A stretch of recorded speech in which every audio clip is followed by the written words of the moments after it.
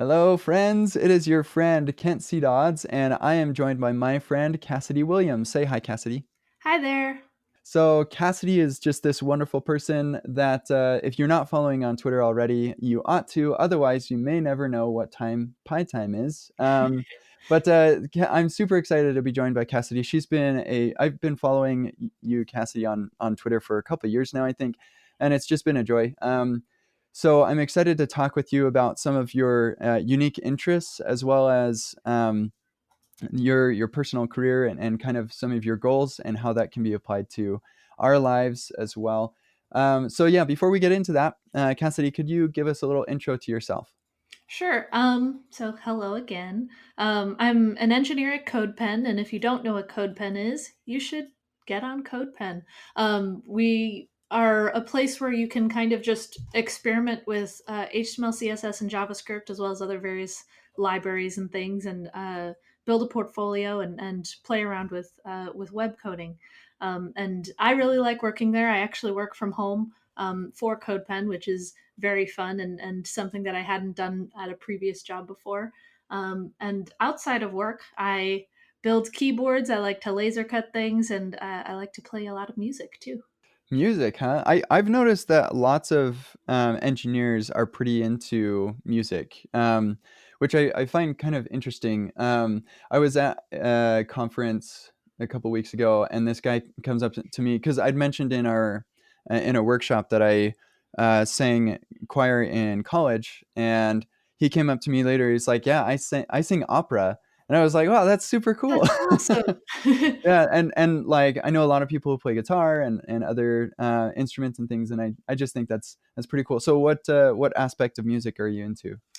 Playing instruments, and so my husband and I we both play a few different things, and we're in the Seattle Video Game Orchestra, and so in that orchestra we play Zelda, Mario, Skyrim, all kinds of fun nerdy music with them, and then we also like to play on our own. He actually majored in piano performance before he did uh, computer stuff, so Wow, yeah. that's awesome. Yeah, and so I play my main two are trumpet and guitar, but then I also play euphonium, and then he's on piano and violin, and then we've also got a ukulele and a melodica and Whoa. a bass. We have way too many instruments under one roof, but it's also really fun because we can kind of fiddle around as we experiment with stuff. Wow, that's very cool. That's amazing. That majoring in music is always something. Like since I was in choir in college, I interacted with a lot of music majors, and Mhm. that's incredible that you can even get into programs like that. Yeah. Oh man, I was in band in college, just like the concert bands and stuff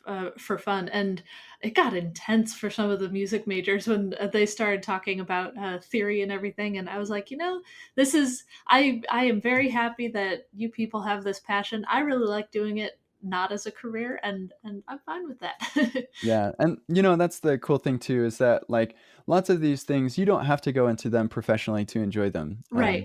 And Mhm. I would say the same applies to coding. And it's actually interesting that just makes me think of really quick. I've been doing some book writing as well, some fantasy novel writing, Oh, and cool. often yeah, it's kind of fun. And when you tell people that you're writing a book, their first question is, "Oh, when are you going to be published? Or are you published yet?"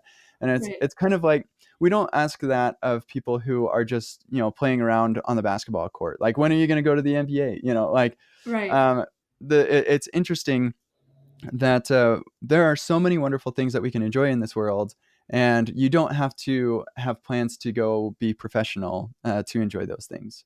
Right. Yeah, So I totally agree, and that's one of the things that, as we start transitioning into career talk, that's one of the things that I've, really been trying to focus on in my career is how can I kind of do these hobbies and afford to do hobbies and stuff and still have, the time to do a full-time job and do both and learn a bunch of new things without having to be professional at these new things. yeah, absolutely. And sometimes like the things that you enjoy the most, you hope are the things that you can do most of the time, right? Mhm. And the thing that you do most of the time is you know, probably unless you have, just tons of money hanging out, like doing nothing, but you're probably going to be working most of the time. And so if you can find something where I enjoy doing this most of the time, but I have to work for money. So why don't I do that and make money at the same time? You're kind of double dipping there, I guess. And so like finding a way to turn the thing that you enjoy into something that you can make money doing. I guess that's the real trick that we're all trying to figure out. Yeah. And getting that passive income going so that way you can have that working for you too. Yeah, exactly, exactly. So let's hear a little bit about your experience, Cassie. Where have you come from? How have you been able to accomplish some of this idea in your life? Oh man, so I have had a bunch of different jobs and I've been bouncing around a lot. And that's not because I'm trying to brag about my very long resume. That's just because I can't seem to stay still in one spot. Before CodePen, I worked at Amazon for a little bit, and Amazon was an interesting experience that taught me that I do not like large companies. Hmm. And that's nothing against Amazon. It's just something that I really realized about myself. And for those who work there, I'm happy for you. I've my sister works there, and plenty of friends who work there. But yeah, it wasn't my cup of tea, and so that taught me that. And then before that, I worked at a creative agency here in Seattle, which was awesome. And then it was bought, and unfortunately, that creative agency is no more. And so Oh no. yeah, it was great while it lasted, but that was a really fun place because that kind of exposed me to a lot of different technologies I hadn't experienced before. And then they also had a laser cutter in the office, which totally Ooh. sparked an interest in me in that because now I have one in my garage.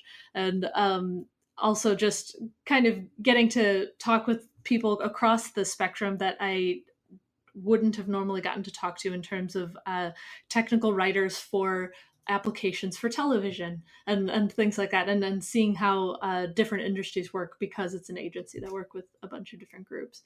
And so before that, that was all in Seattle. Before that, I lived in New York City, and in New York City, I worked at Clarify, which is an artificial intelligence startup there. um, Ooh. and yeah, it was Interesting. You've worked at some pretty interesting yeah, places. lots of variety.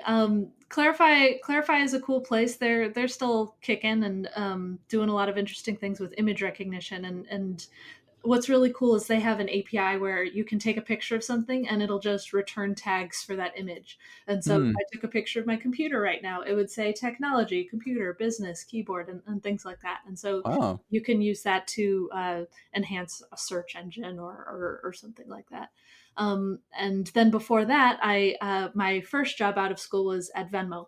And Venmo was it was actually pretty early on at Venmo. PayPal was just buying them Hmm. when I joined, and so it was exciting because it was right at the right at the beginning of an acquisition, and so lots of changes happened. Like eBay split from PayPal while I was there, Hmm. the company was going through all of these just growth things where they started to realize, oh, we need to make money now because we built Yeah. this, as a lot of startups start to realize. Um, Hmm. so yeah, that's kind of where it all started. And at Venmo and Clarify, I did more dev evangelism. I did a combination of dev evangelism and coding, which involved speaking at a lot of conferences and events for work. Which was a blast. I really liked it, but I was traveling constantly, Hmm. which there are pros and cons to that. It was great Yeah. because I got to make friends all over the place and really see a lot of the country and the world even. But the cons of that were I never wanted to travel for vacation or really just I just wanted to be home all the time because I was Hmm. traveling so much. And so now I go to conferences and stuff on my own, not for work, which is a lot more fun because I can kind of more pick and choose the events Hmm. that I speak at and And speak the topics and everything too. right, exactly, speak more about what I want rather than doing a sales pitch of sorts. Wow, you've had an interesting history. I don't know if you were aware, but I was at PayPal up until a couple I was going to say months I ago. wasn't sure if you were still at PayPal or if you had left recently. Yeah, yeah, I went full-time educator in February, Nice. and yeah, it's been a lot of fun. But PayPal is just an amazing company. So I Mhm. am similar. I worked at a company that was very, very large, and I was like, "Yep, I'm not a large company person." Yeah. And PayPal didn't really feel like a large company for me. Maybe it was because I Mhm. worked remote. but they it was a fantastic company. And Venmo, the people that I interacted with from Venmo were always just super cool. Yeah, So yeah, the culture of Venmo was fantastic. I sometimes miss it just because it was such kind of a silly but fun culture because it was a really young company when they were bought. I think the average age was maybe 26 at the mm, company. Like it was a very young company. So on one hand, it needed PayPal to kind of become mature as an organization, literally, but at the same time, it was a really fun place to go to right after college. yeah, sure. You were interacting with people who were in a pretty similar stage of life as you were, Right. Exactly. and there are pros and cons to that. Mhm. But you were able to make some cool friends, I imagine, which is Yeah, cool. yeah, people who I've stayed friends with, to this day, which is, you know, that's what matters. Yeah, that's cool. Yeah, relationships are really where the happiness comes from in life. Mhm. Cool. So, like, thanks for sharing your career journey with us. So, it sounds like you mentioned that you did jump around a little bit. And when was it that you? So it sounds like the first couple jobs you were actually still in school. Is that right? No, they were just, like, right out after school. So Oh, I I see. graduated in 2014, Hmm. and so if you can do the math, I have had, 5 jobs in 5 years. Yeah, actually, same story. I graduated in Yay! 2014 as well. And yeah, this is my fifth job. I guess I'm self-employed now, but Mhm. yeah, that's kind of fun. Yeah, cool. So it sounds like though the part of the reason that you made these transitions wasn't necessarily that like um, you weren't let go from these opportunities. You found other opportunities that interested Mhm. you more. So what was kind of the thought process that you were going through over these last few years to kind of identify the places where you would be happier and contribute more in the way that you wanted to contribute? Right. It was definitely kind of a mindset change over time, because at Venmo, uh, I was very gung ho. I was just like, I'm going to climb this career ladder to success, and so I took on every single opportunity. I said yes to way too many things, honestly, because I was determined to just be the boss somewhere, and I wanted to be as high up as possible. And Mm. there are pros and cons to that. I definitely burnt out pretty hard because I was taking on way too much. There was a point where I was speaking at events there for 14 days straight. I spoke at an event every single What? day. Yeah, Oh my it goodness. was a bad choice. I don't recommend that. But yeah, I was just very determined. And then Clarify kind of came along, where the founder was kind of just pinging me a lot, saying, like, hey, we'd really like you on board. And I was happy where I was. And eventually I went and grabbed coffee with him, and it kind of just turned into an interview that was unintentional. And then it just kind of happened. But in talking to him, it made me realize that even though I was taking on a lot of different things, my growth was starting to plateau a little bit. And Mm, by joining this very young startup, they were only like 15 or 16 people at the time. I would be able to take on a lot more responsibilities and kind of improve my resume and kind of just get to that next step in my career. And so that kind of led to that switch. And it was actually very good timing because, unfortunately, as with acquisitions, certain things get cut from small companies, and the Venmo API was killed, I think, 2 weeks after I left, and so oh, it worked out. It worked out in that sense. But yeah, at Clarify, again, I was traveling a ton, and that with that, I was leading DevRel there, and it was a blast. I really liked working there. My sister worked there too, which was great, and two or three of some of my best friends worked there and are still really good friends with me today. So it was a great experience.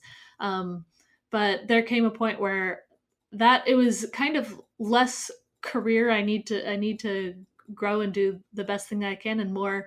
I don't really want to live in New York anymore. mm, New York was a great city to live in, but there came a point where I was just like, I knew I wasn't very. I wasn't a good fit with the culture there. I kind of wanted to have more time for hobbies and have the space for hobbies. There's not a lot of space in New York, mhm, and yeah, it's a very fast paced city where it felt like a lot of the time it was you work a lot and then you kind of either go to the bars or you hang out with friends in a certain way, and then you sleep, and then it's just kind Mm, of that constant loop. And there wasn't a lot of just downtime there. And that might have been in the jobs that I specifically had, but that's just what I found while I was there. And so mhm, that led to the switch to Seattle. And then I kind of found the creative agency. It was called L4 Digital. I kind of found it randomly when I was just looking up best companies to work for in Seattle. Um, That and sounds pretty random. yeah, because I didn't have as much of a network in Seattle, and so I was kind of like, Mm, I'll just Google, start applying, and then I'll reach out to friends I know who might be able to point me in a good direction. And mhm, when I ended up joining L4, it kind of started out where I was like, yeah, they were on this list, so they've got to be good. But then as I worked there, they really were like they deserved to be on that list of best companies to work for in Seattle. They were a really cool culture where if you told someone this is kind of my goal, they would figure out a way for you to do it. Where I was saying I want to get more into management and manage more engineers. Within like 3 months, I was managing 6 engineers, wow, and that's awesome. yeah, and when I said I wanted to be a tech lead on a project, within a month I was a tech lead on two different projects, and so it was great. They really were awesome at just finding opportunities for people to help them grow, and listening, and that sort of thing, which was great for me because it kind of helped me figure out things that I liked and things I didn't like. I started to realize I needed to either pick dev or pick management. Doing both is a lot of time. Mhm, Um, but it was still a great experience. And then yeah, they were bought, and unfortunately things started to change rapidly. And yeah, that led me to start looking up new places to work. And so I my sister and my husband were both working at Amazon at that point, and so I was just like, oh well, then I could interview at Amazon. And so I started interviewing there, and then CodePen had reached out to me at that point too, and it was tough because on one hand Amazon had the big salary, the really big title, and a lot of big company perks that I hadn't really experienced because most of the companies I had worked for were smaller, with the mhm, exception of Venmo and some PayPal things. Um, so that was appealing. But then CodePen, I liked the idea of being able to work from home, and have that cool work life balance. And also the people at CodePen are just mhm. really awesome. Yeah, Um, legit. so it was a tough decision, and ultimately I was just like, you know what, I'm gonna go for the very different experience of Amazon, and see how that goes, and we'll see what happens. The honestly the whole title and the cash appealed to me, and it taught me a very harsh lesson that title and cash does not bring you happiness. And Mm, I kind of realized within a week, within 2 weeks, that it was not a great fit. And I still worked hard. I still tried to make it work. And yeah, honestly, it it wasn't worth the politics of a large company, and realizing that there's a lot of work that you want to get done, but you can't get done because this person doesn't like this team, so you need to be able to go around them by doing this. mm, It was getting frustrating for me to deal with that and not be able to just get my work done.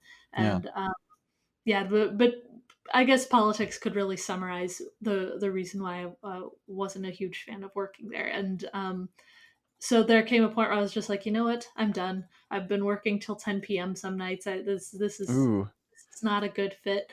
And, and Yeah, so that I doesn't really mesh with your goal that you had when you were in New York of having more right, personal hobby time. exactly, yeah. And so I reached back out to CodePen and I said, can we revisit this conversation? They're just like, yeah, this is great timing for us actually. And so Mm, I kind of did a mini re-interview with them, and then yeah, it worked out, and that was last August, and I've been there ever since, and it's been fantastic. The people at CodePen are great, and it's the most flexible job I've had. I've been able to work on side projects without having to sign a non-compete agreement because ah, of that. yes. That's so nice. And just being able to work from home. Sometimes I work from a library. I've worked at co-working spaces. I've worked at cafes. Having the ability to kind of move around, interact with people if I want to, and focus at home if I don't.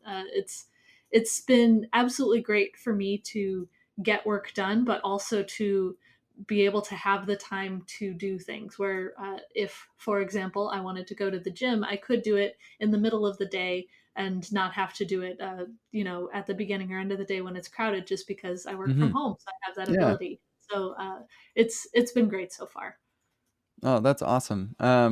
Yeah, so it sounds like you were, especially earlier on, you're kind of trying to figure out what you really wanted out of Mhm. your career and out of your job. Um, and sounds like the first two jobs were actually pretty, they worked out pretty well for you. And then things changed within the environment, and you recognized, or you were mindful enough to recognize that this isn't what I signed up for, or not what I was hoping out of my job, and then you made a change. Uh, Amazon didn't quite turn out well for you, and not to say that it's a bad company, like you said, but it just didn't work for you. And Mhm. then making this change to CodePen has worked out really well. And so, like, is there anything that you wish that you had done differently in the process of making these transitions throughout these companies, and like whether that be in your personal, like with your personal time or with your career time, that you feel like would be particularly insightful to our listeners. So with those first two jobs in New York, I should have said no more. That was Mm, something that I've learned how to do, and I'm still working on learning how to do, honestly. But in those times, I was so stressed and burnt out so often, because that's just like, I've figured this is what the job demands. This is what you mm, have to do to get ahead. Um, but it's not worth it to get ahead if you're burning out and not happy with how things are going.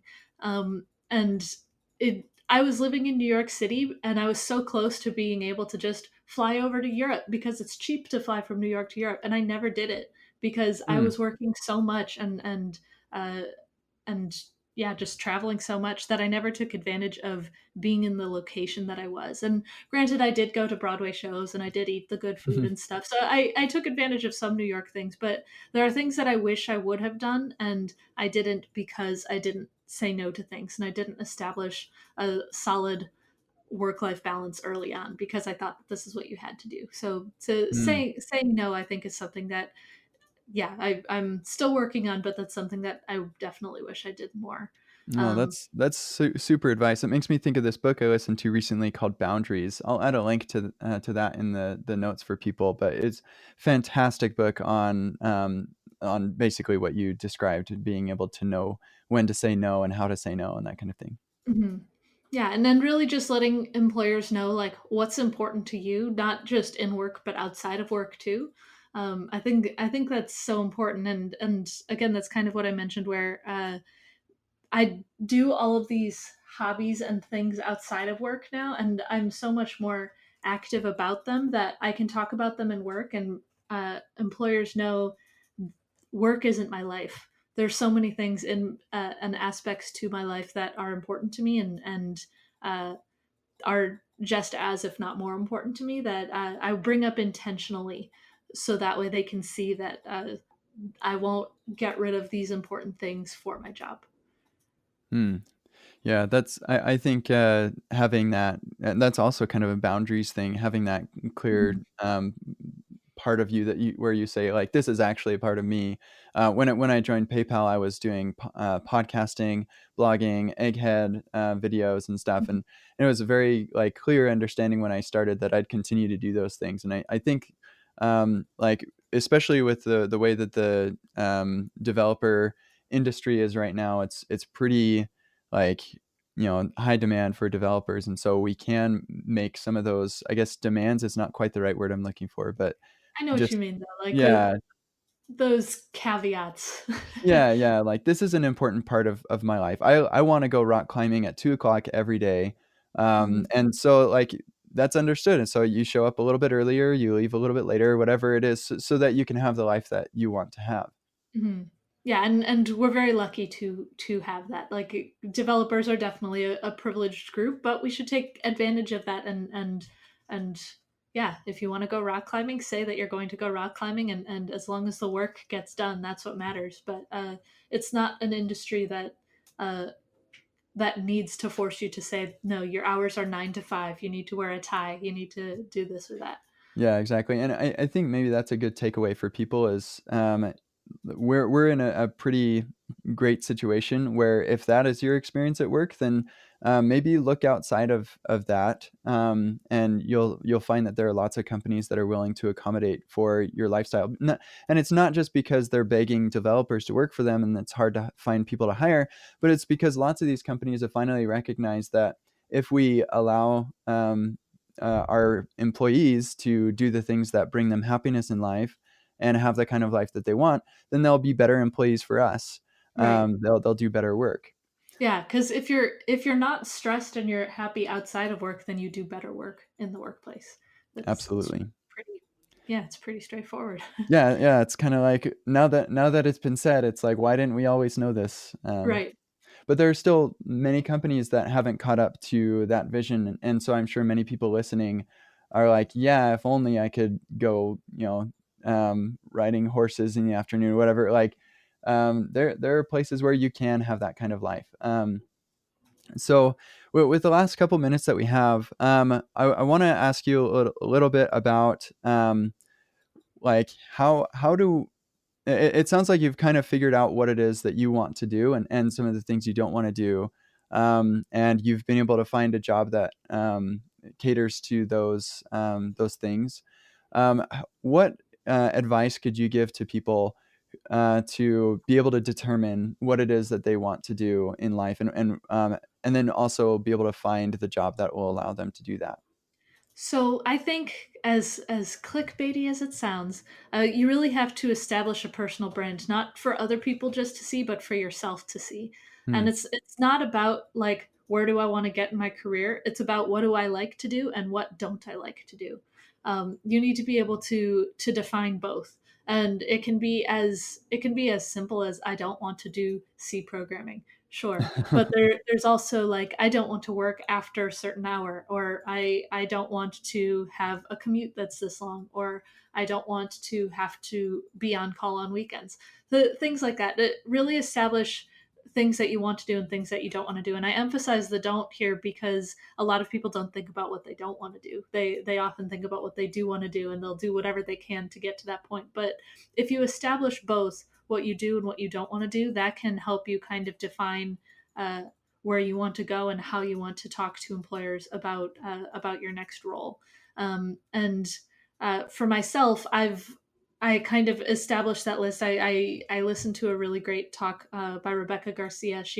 I think her handle is Geek Girl Web on Twitter, and she is an expert at all things personal branding and stuff. And she really emphasized this know what you don't want to do thing to me. And it kind of blew my mind at first. And I was just like, no, this makes sense. And Hmm. ever since then, I've been trying to post on Twitter about my hobbies, because if people know I have hobbies, then they're not going to try to take them away from me if I were to ever work for them. If I talk about these kind of nerdy things, they'll know that I am not really into the type of like programmer type culture. They know that I am a grade A dork and I don't care. And so uh, I really just that's kind of how I've put my internet presence out there. I try to keep it clean because I want to be able to make things that are accessible for everyone, from kids to older folks. And yeah, I try to be very intentional with the I don't want to say the persona because it sounds fake, but who I actually am authentically, because I want employers to see that if they're if they're hiring me, they're not hiring just another programmer. They're Hmm. hiring a person who is known for this and who likes these certain things and who has this certain personality and stuff. And they're hiring Cassidy Williams. They're not hiring just another dev. Hmm. And I think that that's important for everyone to. If you don't want to be active on Twitter, that's fine, but it might take the form of blog posts. It might just take the form of your job interviews. But really establishing who you are authentically for yourself and for your future jobs, I think, is really important for you to find that sweet spot in your career. Yeah, I think that's a great idea, and often when we say personal brand, it's like people get all kind of cringy at that. But I totally agree. Like, so long as I think lots of the reason that people feel cringy about it is that it seems unauthentic. Is that the word? Disauthentic? I don't know. Inauthentic. Yeah. It sounds not authentic. But you can do it in an authentic way, and I feel like, Cassidy, anybody who's followed you for any length of time knows that you're a pretty authentic person, and so I think that that building that personal brand is a really great idea, and in particular deciding what you do and don't want to do. Like for your Amazon job, if maybe if you had um, and decided, here are the things I do and don't want to do. And if you'd established that ahead of time, you may have been able to ask the right questions based off of those things, so that you would have known ahead of time that, you know what, this place isn't going to be for me. Even though, on my list of things is I want to have a nice title and good pay, there's this list of things I don't want to do. And Amazon is going to either make me do those things, or there are other things on my I want list that I won't be able to have. Right. Don't sacrifice your don't want list for the do want list. You got to Mhm. have a good balance of both. And yeah, Amazon might have had a lot of things on my do want list, but they also had a lot of things on my don't want list. And Mhm. so yeah, you have to put emphasis on both of those things. Yeah, I think that's great. And also maybe making sure that it's practical. Like, I do want to play video games all day, and I do want to have $1 million salary. Like, you know, Yeah, uh, don't we all? yeah, exactly. So making sure that's practical. I think just as we wrap up here, here's our call to action for people. Take 5 minutes to write down your do and don't list. So the things that you do want to do and the things you don't want to do. And I think that, like, maybe in your mind you're thinking of that list, but actually writing it down will force you to think of things you wouldn't alternatively think about. So Mhm. write that down, and then evaluate whether or not your current place of employment or your current life reflects the things that you do and don't want to do. And if it doesn't, or if it does, that's great. But if it doesn't, then try and see if there's a way that you can make changes in your life, in your workplace, or maybe change your workplace so that you can have more of the things that you want and less of the things you don't want. Yeah, because once you have made these lists, and seriously, writing them down helps so much. Hmm. But once you have these lists, you can start to come up with action items for yourself. Like, here are the things that I have to do to make this happen. And sometimes it'll mean being more active on Twitter. Sometimes it'll just mean I need to talk to my manager. You Hmm. you never know, but it's the first step to having that career and that work life balance, that whatever that you want. Yeah, yeah, exactly. Well, Cassidy, it's been a pleasure chatting with you. I'm sorry that our time is over so fast. So before we wrap things up, just two things. First, is there anything else that we didn't talk about that you'd like to chat about? And then second, how do people connect with you online? Um, Let me think. There's nothing that I have to plug right now. I mean, say hi to me on Twitter. If you want to look me up, my username is Cassidy on almost everything. There's a teenager that has it on Instagram. So Curses. I tried. Um, but anyway, everywhere else, it's Cassidy. If you look up Cassidy Williams, there's myself and a Scooby Doo character, and I am not the Scooby Doo character. Great. Hey, Cassidy, it was a total pleasure. I hope that people got out of this what I am getting out of this. I'm going to be writing down my list because I don't think I've ever actually written it down. So it's a good practice. So good luck, everybody, and we will chat with you all next time.